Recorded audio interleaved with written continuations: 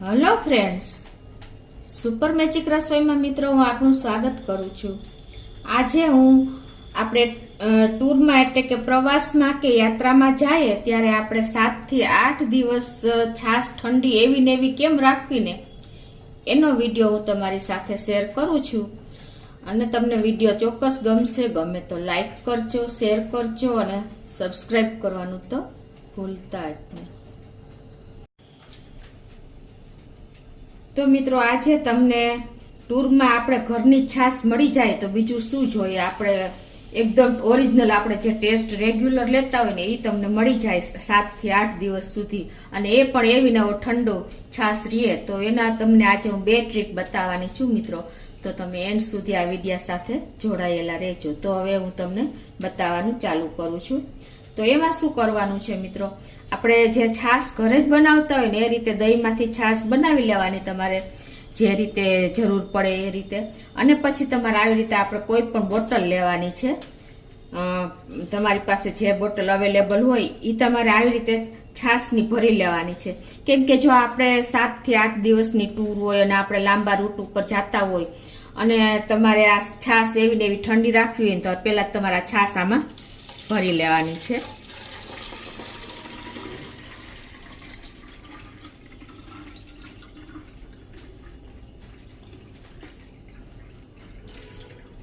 આ રીતે જો આપણે પાછી હું આખી બોટલ ભરી લઉં છું.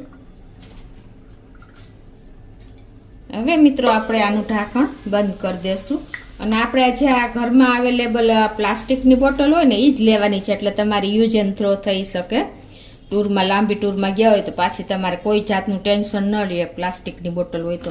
હવે આ બોટલને આપણે 7 થી 8 દિવસ સુધી ઠંડી રાખવી છે ટૂરમાં અને ખાટી ન થાય. તો એના માટે હું તમને શું ટ્રીક બતાવું છું કે આ બોટલ તમારે 2 થી 3 દિવસ ફ્રીઝરમાં અગાઉ મૂકી દેવાની. એટલે કે 2-3 દિવસ અગાઉ તમારે ટૂરમાં જવું હોય ને પહેલા જ મૂકી દેવાની. એટલે શું થશે કે એકદમ આખી બોટલમાં આઈસ થઈ જશે. અને જેટલો હાર્ડ આઈસ થશે ને એટલે કે કઠણ આઈસ થશે ને એટલી તમારે લાંબો ટાઈમ ચાલશે. તો હું અત્યારે ફ્રીઝરમાં મૂકી દઉં છું.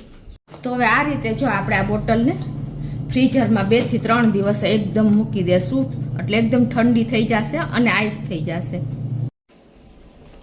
તો જો મિત્રો 2 થી 3 દિવસ થઈ ગયા છે અને મેં જો આ બોટલ એકદમ આપણે મૂકી હતી ને એ આઈસ થઈ ગયો છે. જો એકદમ જો તમને ખ્યાલ આવી જતો હશે હાથ અડાડી તો મિત્રો જો આપણે આ 3 દિવસમાં બોટલ જો એકદમ કઠણ બરફ પથ્થર જેવી થઈ ગઈ છે. અને જો હવે તમે આ બોટલને ટૂરમાં લઈ જાશો ને એટલે 2 થી 3 દિવસે તો માંડી મેલ્ટ થશે બરફ આપણો. અને છાશ તમારી ખાટી પણ નહીં થાય અને તમારે જેવી ઠંડી જોઈને એવી છાશ રહેશે. એટલે તમારે આ પરફેક્ટ મેં તમને એક ટ્રીક બતાવી છે મિત્રો કે આ તમને એકદમ ઉપયોગી થશે. ટૂરમાં તમે 7 થી 8 દિવસ જાશો અને તમારે 24 કલાક સુધી છાશ ઠંડી પીવી હોય તો તમને આ એકદમ ઉપયોગી ટિપ્સ મેં આજે આપી છે. તો મિત્રો હવે હું તમને એક બીજી પણ છાશ માટેની ટ્રીક બતાવું છું. આ પણ તમારે જો અહીંથી તમે દૂર ડિસ્ટન્સ હોય એમ કે 1000 કિલોમીટર હોય 1200 કે 1500 તો પણ તમે આ એક બોટલ જે તમને મેં આઈસવાળી બતાવીને એ તમારે ઉપયોગ થઈ ગયા પછી તમારે છાશ ખલાસ થઈ જાય તો હું તમને બીજી રીતે પણ છાશનો આઈડિયા બતાવું છું. એમાં તમારે શું કરવાનું છે કે તમારે એ બોટલ ખલાસ થઈ જાય ને ત્યાં આ બોટલ તમારી તૈયાર જ હશે. એ પણ એક તમારે એક અજબ જ ખેલ છે મિત્રો આ. તો એમાં શું કરવાનું, તમારે દૂધ જેટલું તમારે છાશ લઈ જાવ એ પ્રમાણે તમારે દૂધ લેવાનું છે. અને દૂધને બહુ ગરમ નથી કરવાનું, સેજ સતપ જ કરશું. એટલે આપણે પ્લાસ્ટિકની બોટલમાં ભરવું છે એટલે એ પણ આપણે ધ્યાન તો રાખવું જ પડશે. તો જો મેં અત્યારે સેજ સતપ અમથું જ આપણે આમ સેજ ટચ થાય ને એવું જ, બહુ નહીં એટલું જ ગરમ કર્યું છે. અને એ આપણે આ બોટલમાં ભરી લેશું. આ સીધું દૂધ જ હું ભરું છું મિત્રો.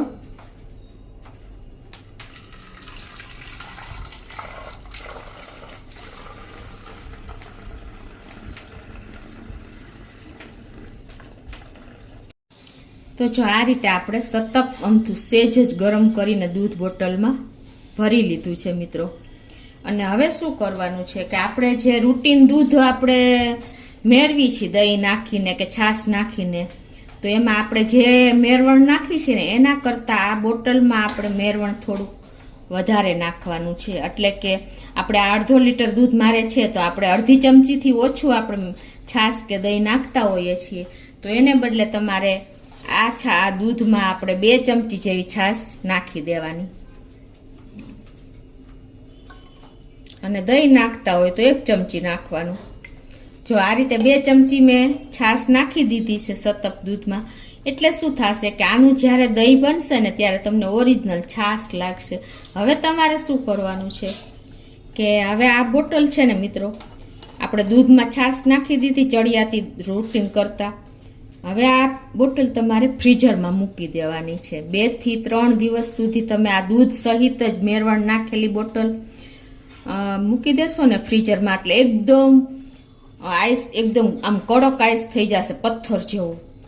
પછી તમારે જે ટૂરમાં જતા હો કે યાત્રામાં જતા હો ને, તો તમે જે રૂટીન છાશની બોટલ પથ્થર જેવી કરેલી લીધી છે ને એ પૂરી થશે ને પછી તમારે આ બોટલ ઉપયોગમાં આવશે મિત્રો. એટલે તમે લાંબો ટાઈમ સુધી ઘરની છાશનો આનંદ લઈ શકશો મિત્રો. એનું શું કારણ છે ખબર છે કે આપણે જે આઈસ થઈ ગયો હશે ને એ જેમ જેમ મેલ્ટ થતો જશે ને એમ આખી બોટલ મેલ્ટ થઈ જશે. એટલે ઓટોમેટિક તમારે જે દૂધ અને છાશ નાખેલું આ લિક્વિડ છે ને એ છાશનો ટેસ્ટ આવી જશે. કે દહીં નહીં થાય પણ ઇન્સ્ટન્ટ તમને છાશનો જ આમાં ટેસ્ટ આવશે મિત્રો. કેમ કે આપણે આઈસ થઈ ગયો છે એટલે દહીં તો પ્રોસિજર થશે જ નહીં, પણ તમને છાશ નેચરલી છાશ હશે ને એવો ટેસ્ટ આવશે. તો તમે એક વખત આ રીતે પણ ટ્રાય કરજો. લાંબી ટૂરમાં જાઓ કે યાત્રાએ જાઓ ને ત્યારે તમે બોટલ કમસે કમ તમે 2 દિવસ કે 3 દિવસ સુધી આ બોટલ તમને મેલ્ટ થતા લાગશે અને તમે છાશ લઈ શકશો મિત્રો લાંબો ટાઈમ સુધી. તમને ઘરની છાશ પ્રવાસમાં મળી જાય તો તમારે બીજું શું જોઈએ મિત્રો. એટલે તમને આ એક બીજી ટ્રીક પણ મેં એકદમ ઉપયોગી થાય એવી બતાવી છે.